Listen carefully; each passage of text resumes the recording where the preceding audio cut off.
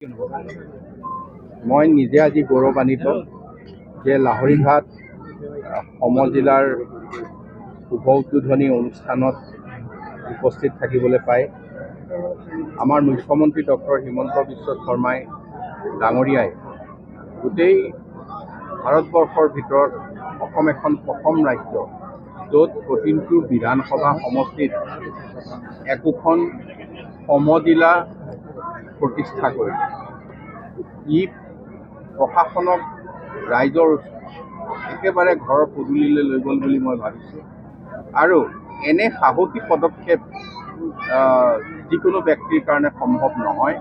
ই এটা আমাৰ গোটেই ৰাজ্যখনৰ কাৰণে এটা ঐতিহাসিক দিন, য'ত আমি প্ৰশাসনৰ যি বিকেন্দ্ৰীকৰণ, এই প্ৰশাসনৰ বিকেন্দ্ৰীকৰণে ৰাইজক যথেষ্ট সকাহ দিব আৰু ৰাইজে ঘৰৰ ওচৰতে প্ৰশাসনৰ সকলো সা সুবিধা উপলব্ধ কৰিব পাৰিব। গতিকে লাহৰীঘাটবাসী বিশেষকৈ যিকোনো কথাত ইয়াত বানপীড়িত অঞ্চল বেছি আৰু যথেষ্ট ডিজাষ্টাৰ ইয়াত হয়। গতিকে এই ৰাইজৰ ওচৰত প্ৰশাসন আহি থাকিব, ই আমাৰ কাৰণে লাহৰীঘাটবাসীৰ কাৰণে আজি এটা খুব সুখৰ দিন বুলি মই ভাবোঁ।